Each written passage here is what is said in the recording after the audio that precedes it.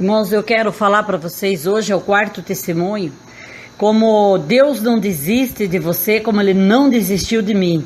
Então Deus não desiste. Quando nós temos um chamado de Deus, Ele não desiste. Mas para que nós não viemos sofrer tanto, nós temos que ficar mais alerto e menos resistente ao chamado de Deus. Eu fui uma pessoa que eu tive muita resistência ao chamado de Deus.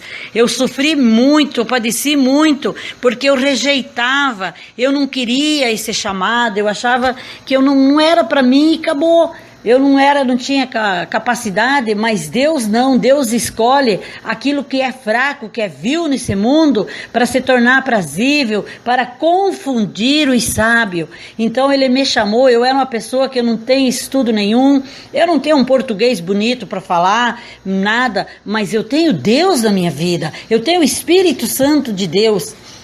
E eu passei muita luta, muito sofrimento resistindo a ser chamado. E um dia eu peguei um professor na academia, o professor Roger, assim que eu abri a academia, e ele começou a me falar do amor de Deus.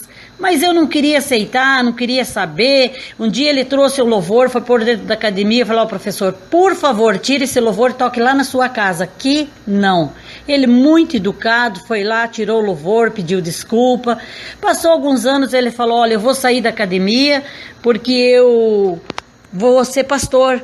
Eu chamei todos os professores da academia e disse assim: olha, vamos rezar para o pastor Roger, porque ele está fraco da cabeça. Imagina um professor formado, pós-graduado. Falei, ele é muito especial aqui dentro da academia, ele entende bem. Falei, agora nos deixou para ser pastor, imagina vocês, ele está fraco. E ali demos risada, conversamos, rezamos para ele, tudo bem. Um mês depois, eu vi quem era fraca. Fraca fui eu, que eu estava no fundo de um poço e eu precisava de ajuda. E quem que veio para me ajudar? Veio esse professor com a Bíblia embaixo do braço, que ele era o pastor. Ele veio, orou comigo, eu senti uma diferença muito grande. No dia seguinte ele veio de novo. No terceiro dia eu falei: não, pode deixar que eu vou lá na sua igreja. Eu quero esse Jesus que vocês servem, eu quero esse Jesus. E fui na igreja, irmãos, foi lindo, eu me senti fortalecida. Eu busquei mesmo verdadeiramente, eu não olhei para trás, eu comecei a caminhar olhando para frente, buscando as coisas novas que o Senhor tinha para me dar, dando ali legalidade para o Espírito Santo entrar na minha vida, e foi assim, crescendo na presença do Senhor. Mas quando foi um dia, Ele chegou e falou: filha, a partir de hoje, eu quero você trabalhando para mim. Falei, mas eu já estou na igreja. Ele falou: não, eu quero você trabalhando para mim. Você vai chamar esse povo que veio aqui na academia, esse povo que senta aqui tomar tereré, esse povo que gosta de conversar, chama lá para cima, começa a orar com eles lá, que eu tinha um terraço, um salão.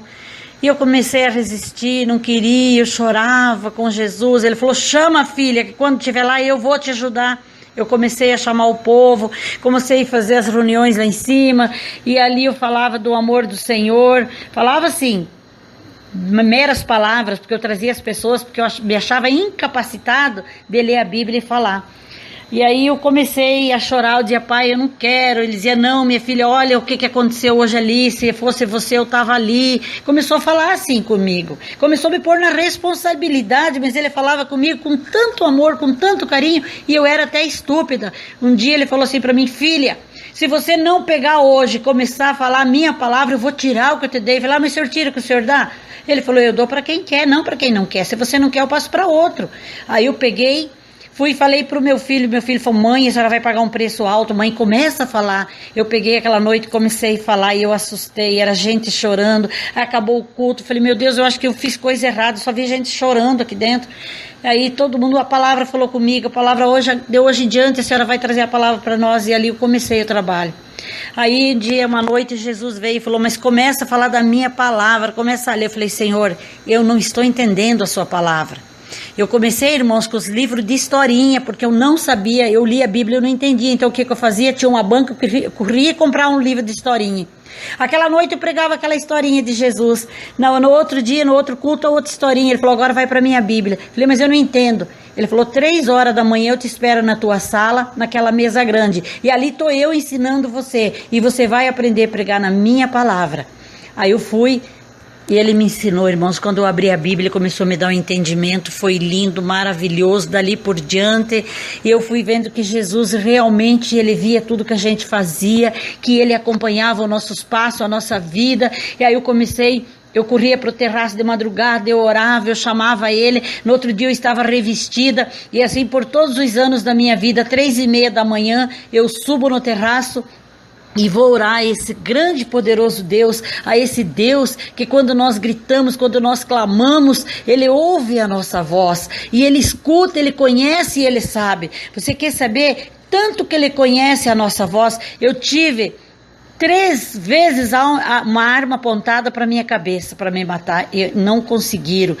Foi dada uma injeção errada na minha veia, o diabo não me levou porque Jesus me amparou, o Senhor sempre me cuidando e me protegendo. Então eu vejo assim a diferença com Deus e sem Deus. Para fechar esse testemunho, eu quero falar para vocês agora que há poucos anos atrás, depois vem mais testemunho lindo, desde que aconteceu com as minhas netas, na minha casa, mas há uns 3 anos e meio atrás, o meu esposo morreu dentro da minha sala, aqui na minha casa. E meu filho falou: mãe, o pai está morto, não tem mais o que fazer. Juntou os pés dele, juntou as mãos dele e falou assim: está morto, mãe, ele não tem mais sinal de vida, não tem mais nada, parou tudo. Eu olhei ele morto no chão e meu filho desesperado, chamando o SAMU, falou: de todo jeito nós vamos ter que levar ele, vai ter que fazer o atestado de óbito, eles fazem biópsia, tem que fazer. Então levaram ele, para levar ele. E eu olhei, sabe quando você vê assim, não, isso não pode estar acontecendo. Eu levantei minhas mãos para cima e eu gritei: Senhor, tenha misericórdia do marido da tua serva. O meu marido levantou do chão, irmãos. Ele levantou vivo. Ele não queria ir nem para o hospital. E o mais bonito dessa história, que nisso o SAMU chegou e levou ele no hospital.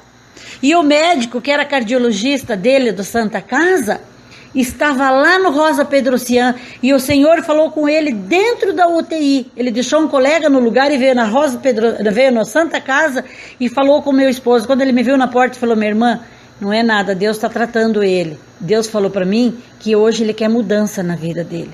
Então olha como Deus vê tudo na vida da gente. E ele precisava aquele dia, só que se eu não tivesse pedido a misericórdia, ele não voltava. Porque Deus já tinha falado muito e ele não tinha dado ouvido. Então vocês derem ouvido para a palavra de Deus. Não brinquem com a palavra de Deus, porque tudo que brincar com a palavra tem um preço bem alto. E meu filho falou: mãe, a senhora deu um grito tão forte que a senhora assustou Deus. Eu falei: não. Quando eu gritei, Deus falou assim: eu conheço essa voz. Essa voz é daquela mulher que todas madrugada, 3 horas da manhã, ela está lá naquele terraço orando. Então você tem que ter uma intimidade com Deus, para Deus conhecer tua voz, para Deus entender que é você que está ali, porque senão ele vê um grito, ele fala: eu nunca ouvi essa voz. Ele vê um choro, fala: eu nunca escutei esse choro. Então nós temos que ter uma intimidade com Deus. Então busca Deus, que Deus não desiste de você. É nós que deixamos de dar oportunidade para Deus fazer diferença na nossa vida, para Deus nos dar saúde, para Deus nos dar alegria, para Deus dar união na nossa vida, com a família, no casamento, em tudo. Busca Deus na sua vida, e logo vou trazer mais testemunhas aqui, tudo para a honra e glória do meu Deus, porque é um livro, mas eu não digitei o livro, eu tenho tudo num caderno. Então eu vou estar soltando esse testemunho para que o nome do Senhor venha a ser glorificado,